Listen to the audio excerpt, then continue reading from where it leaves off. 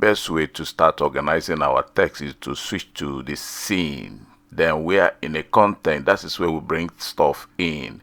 But when we now want to organize it, we now look at the scene. We go to the scene and let's see what is in the scene. You can see that we have L-O-V-E, these are our letters. But if you look critically well, you can see that L has a disclosure triangle, the same thing with O-V-E. So when you open the disclosure triangle, you can see the main letter. So this is the main letter. This one is the letter box. So for those who are already familiar with motion craft text, you can understand this better. But for the benefit of those who are meeting this for the first time, I need to really explain this in detail. What you need eventually is just the letter. You don't need the letter box, but you don't have to delete the letter box because you will need it along the line. So you have to leave it unless you are so brave you don't really need it, and you can delete it. But before you delete it, you know that you have to make sure that you remove this L from it, because right now the arrangement is that the L is inside the letter box. So L is attached to letter box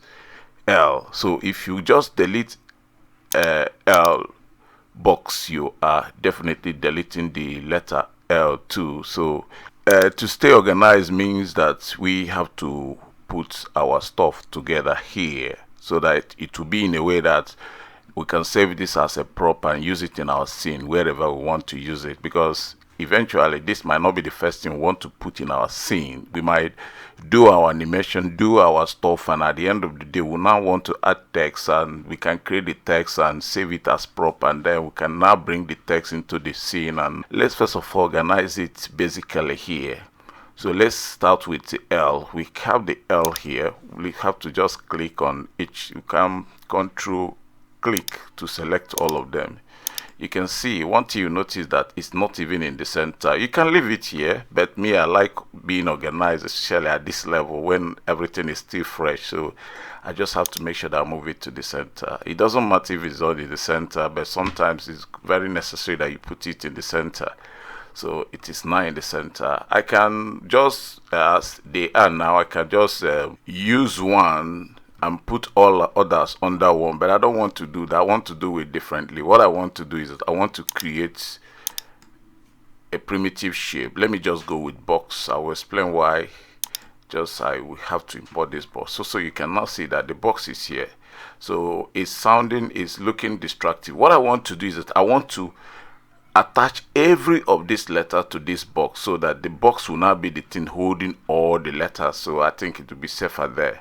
So I can now rename this box LOV, typical. That's what it should be. So here I can now click on this, and on this I am holding Control button to click and click on this. I have 4 of them selected. I can click here now and say attach. So I will now attach them to the box. I can either click here or click here, the same thing. So let me just click here. I'm now attaching them to the box, which is now renamed love. So if I attach it here now, you can see that all of them are now inside the box. So, and this is very fine. If you open it, you can see all of them one after the other.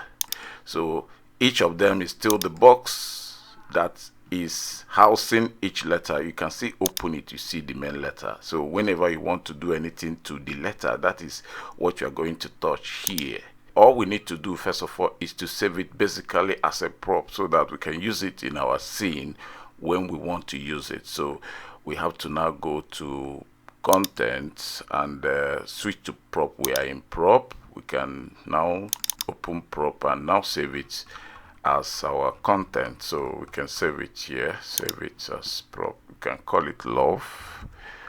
Yeah, so we can say okay, and I think that's all. So you can see it here. We can, for us to test whether it's actually saved, you can drag this and drop to this scene. Wherever you drop it, you can see we now have a copy, exact copy of what is already here there too.